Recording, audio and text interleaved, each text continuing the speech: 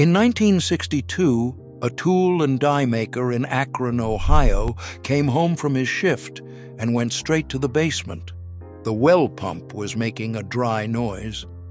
He pulled the head, found the leather check valve cracked, cut a new one from an old work boot tongue, and had clean water in the kitchen sink before supper. 19 minutes later. The pump ran another 14 years on that boot leather. That fix is number 22 on this list. And if the power went out tomorrow on that street, not one man could repeat it. These men were not preppers. The word did not exist yet. They were just men. Fathers, mechanics, steel workers. They had grown up in the Depression, fought in a war, and raised their children under a Cold War that told them the world might end on a Tuesday. So they kept skills, quietly, because a man who could not feed his family, fix his furnace, repair his car, and defend his front door was not yet a man in 1965.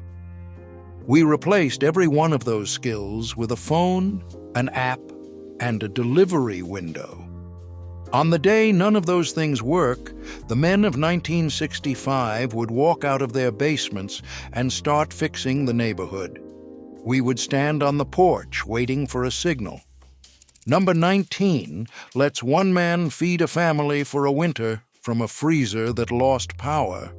Number 11 gets a stalled car running with a strip cut from a woman's stocking. And number 1, the simplest skill on this list, has been so completely erased that the United States military spent 4 years trying to teach it back to soldiers in a course that washed out 3/4 of every class. These 25 skills were not handyman tricks. They were a quiet kind of armor. Most men did not know they were wearing it until the day it saved them. Hit subscribe. Let us count down the 25 forgotten skills every man mastered in the 1960s that become survival skills when society collapses. Number 25, setting the points and gapping a spark plug by feel. Every car in 1965 ran on a points and condenser ignition. A car that would not start was almost never a dead battery. It was a fouled point or a wide-gapped plug. You filed the points clean with the back of an emery board. The cover of a matchbook was 20 thousandths exactly, and every man knew it. In a grid-down scenario, every fuel-injected car is a paperweight. Every pre-1975 carbureted vehicle outlives them. Number 24, banking a fire overnight. He laid the last logs in a specific way. A bed of hot coals was raked level. A hardwood log was set across the back. A second log was laid in front, bark side down. A scoop of cold ash was dumped over the front of the coals. The ash starved the fire of oxygen without smothering it. By morning, the house had heat before the coffee water boiled. A propane furnace dies the moment the grid does. Number 23, pressure canning meat in glass jars. A deer in November did not go to the freezer.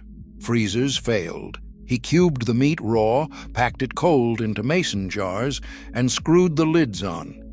10 pounds of pressure for 90 minutes. The meat sealed in a vacuum and stayed shelf-stable for 5 years. 20 quarts on a basement shelf was a winter's protein for a family of 4. When the freezer dies in a blackout, the canned meat does not care. Number 22, cutting a leather check valve from a work boot. He pulled the pump, traced the shape on the tongue of an old work boot, and cut a new disc with a utility knife. He soaked it in neat's foot oil to soften it. The water drew clean on the first stroke. A new well pump today runs $800 plus a service call. Most of those men are dead. The pumps are still in the ground. Number 21, reading the weather without a forecast. He stepped onto the back porch at 5:30 and knew the day. Smoke that fell to the ground meant rain by afternoon. Smoke that climbed straight up meant clear and cold. A red sunrise meant moisture moving in. A ring around the moon meant snow within 36 hours. Cows lying down meant a storm by supper time. A weather app today is wrong 40% of the time within 6 hours. He was wrong less often. Number 20. Splicing a wire and soldering it with a candle. He stripped the insulation with his pocket knife and twisted the bare copper strands together in a Western Union splice. He held a candle flame under the joint and touched a stick of rosin core solder to the top. The solder cooled solid in 12 seconds. He wrapped the connection in friction tape, and the appliance worked another 15 years. A modern shop will sell you a new appliance. Number 19. Burying meat in snow when the freezer dies. A power outage in February that lasted over 4 hours did not cause a meat loss. He carried every package outside, wrapped each in newspaper, and packed it into a hole dug straight down in a hard-packed snowbank. He covered the hole with a wooden door and a cinder block. The snow held the meat at 28 degrees as long as the snow lasted. A modern household in the same blackout loses $600 of meat in 18 hours. They called it Tuesday. Number 18. Sharpening an axe with a flat file and a stone. A dull axe glanced off the wood and found a leg. He clamped the head between his knees and drew a flat file across the bevel in long strokes, 12 on each side. Then a round whetstone soaked in oil. He tested the edge by drawing it across his thumbnail. If it shaved a curl of nail, it was sharp enough to split a cord of oak. A file and a stone keep the same axe head for 40 years. Number 17.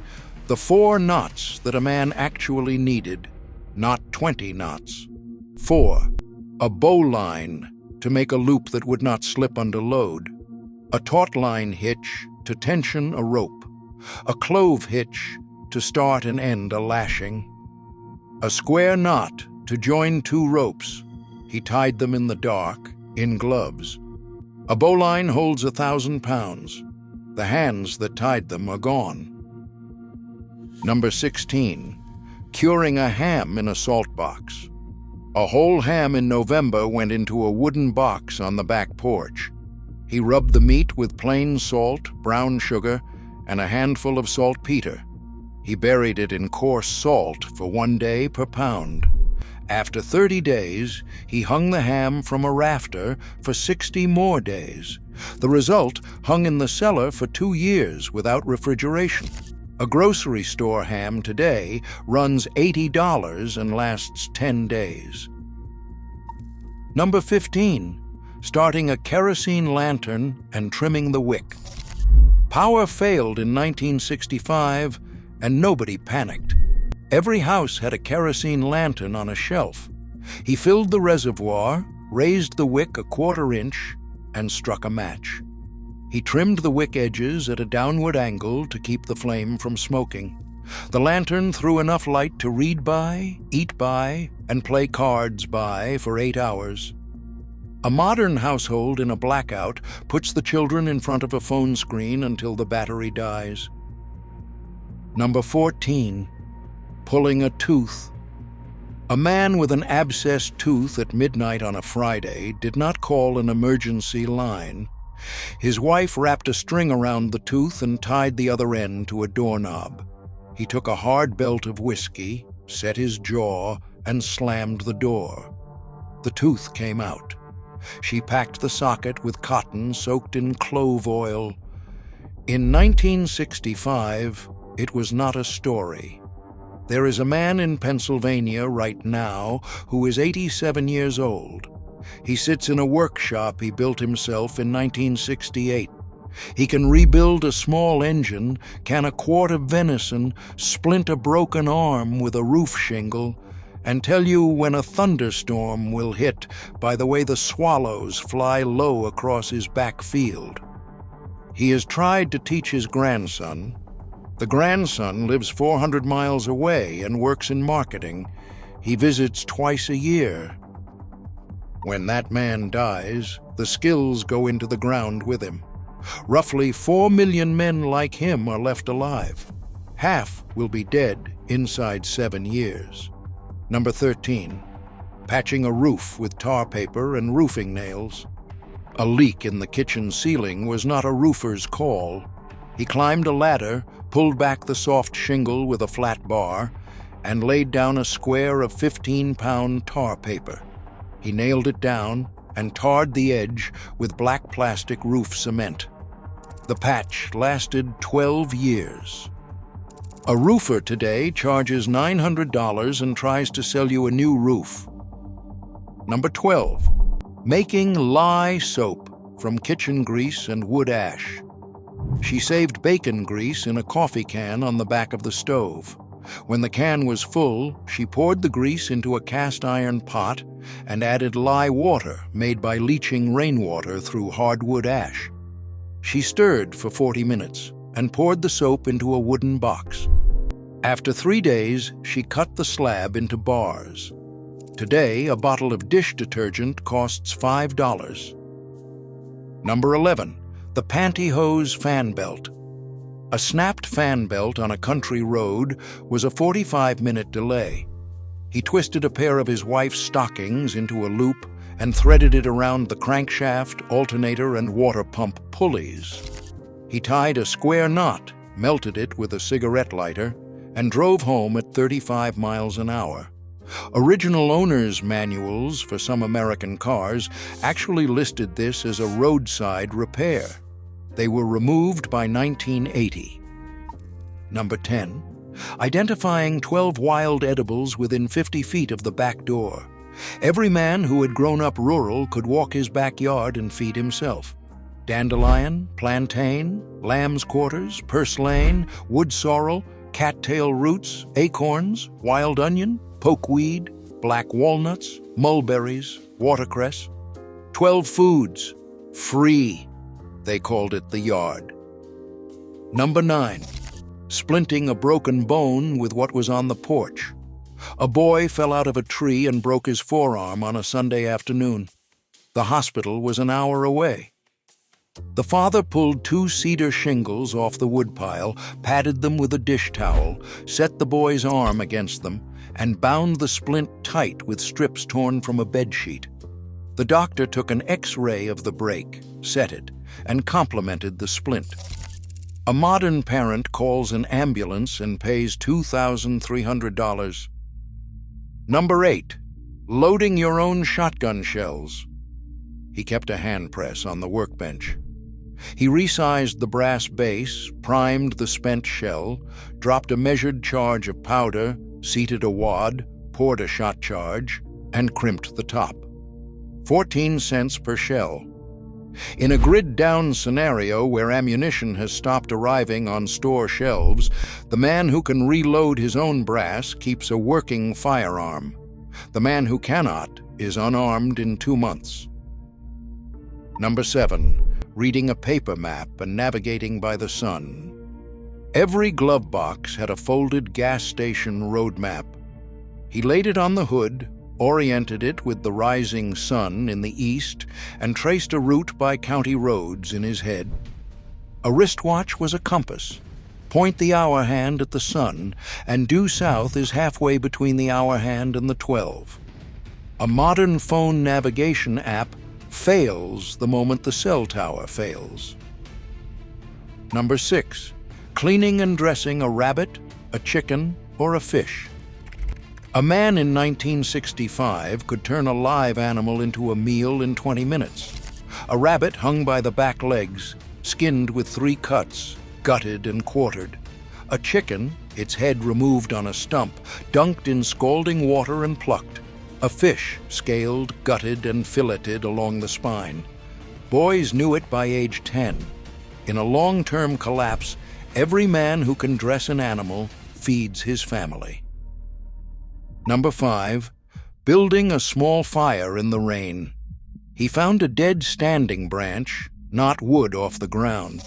He stripped the wet bark, split the dry interior into pencil-thin shavings, and built a small teepee under a piece of birch bark. Within 10 minutes, he had a fire that would dry his socks. The skill was on the 3rd page of every Boy Scout handbook printed between 1948 and 1965.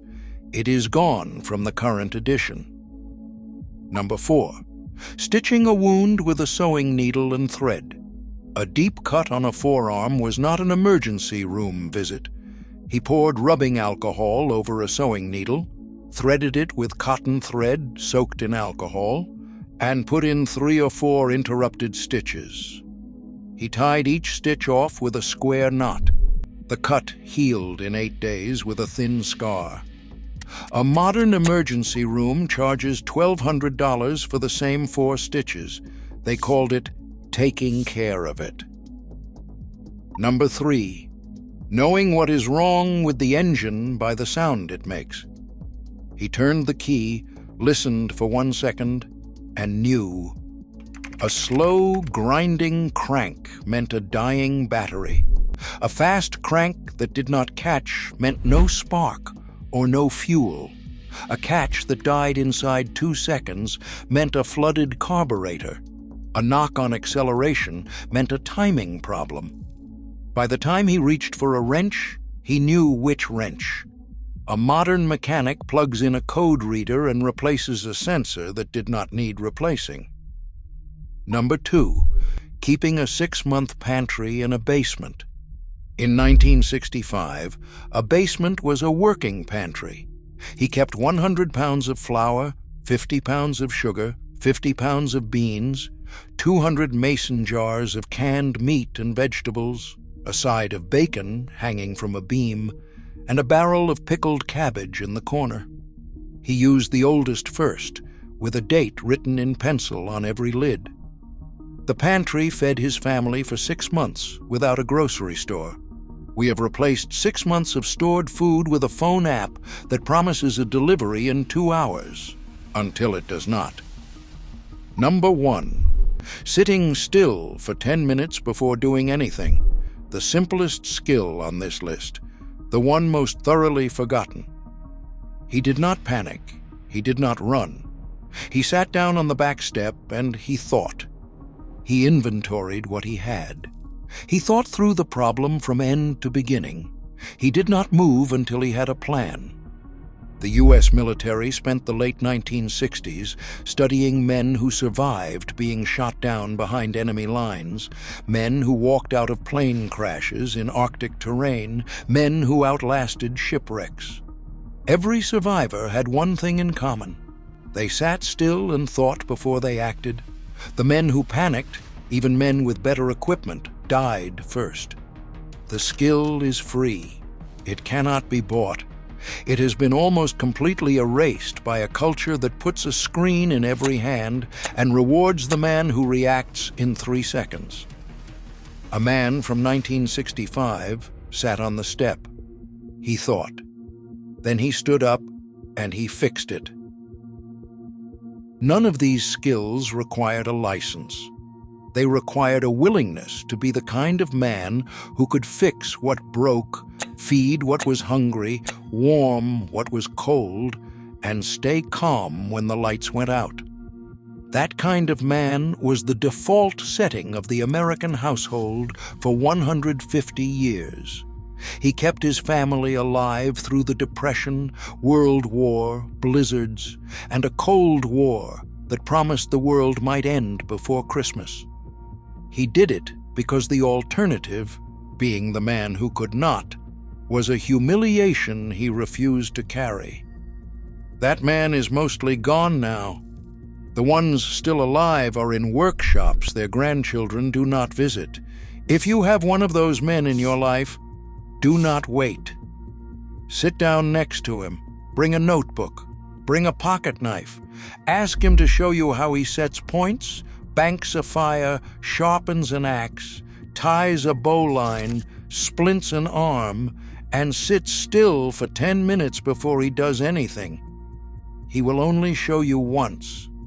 That is how this knowledge was passed. On the day the lights go out and do not come back on, the men who took the time to sit next to him will be the only ones left who know what to do.